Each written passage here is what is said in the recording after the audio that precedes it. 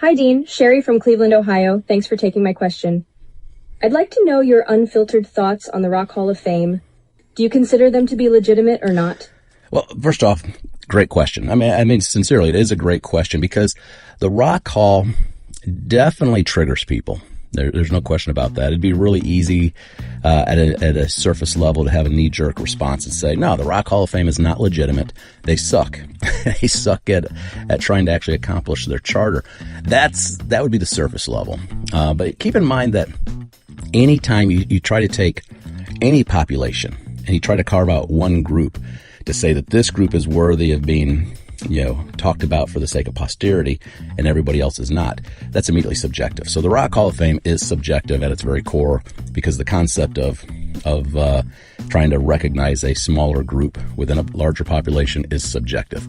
But with that being said, they are legitimate because they're the loudest voice right now. They're the ones creating the narrative of rock. They're the loudest voice, and people are paying money to go to the exhibit, to go to the events. So by that alone, by default, yes, they're legitimate.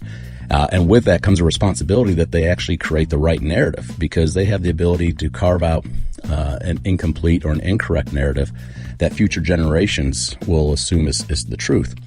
And when it comes to the Rock Hall, we have to recognize, even though they're a nonprofit, they are a business and they have costs that come with that business, be it personnel, capital costs like buildings, you've got infrastructure, you've just got costs. So they have to make money. They got to pay the bills. So somewhere in the organization, I wouldn't be surprised if there are people that carry, for lack of a better term, sales quotas or funding quotas.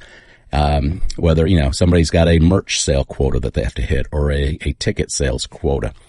So there are going to be people that are motivated to hit their number. With that being said, then you could probably just roughly say 80% of the artists that get selected to be part of the induction process are probably artists that the Hall of Fame feels like have a fan base that will spend money.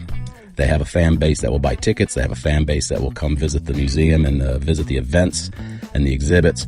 They're not going to select artists where people aren't going to spend money because it doesn't accomplish their financial goals. And I think that's just the reality of it. Now, it sucks because that means a very small percentage of those artists that get inducted every year probably truly do deserve to be, but they're the ones that really deserve to be. They can only let in so many per year because they've got financial goals. I just think that's the reality of it. Beyond that, I do think they're doing something incorrectly, and I'll show you what that is. So think about the Great Wall of China.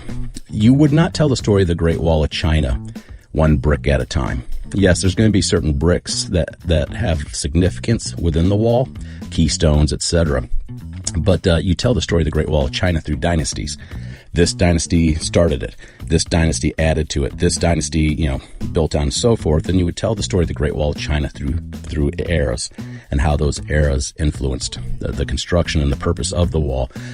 Rock or any genre is no different.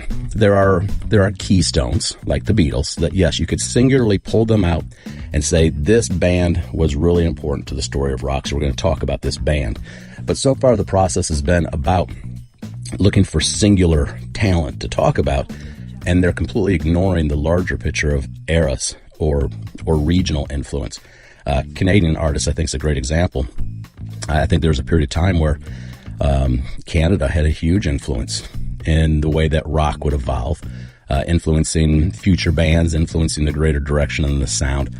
But because some of these individual bands, did not have a ton of gold records or huge sales, they get glossed over. They looked past. But if you were to look at it from a regional perspective and an era perspective, suddenly there's a larger story here to say, let's talk about this group of bands that came down from Canada and would end up having a huge influence on the evolution of rock.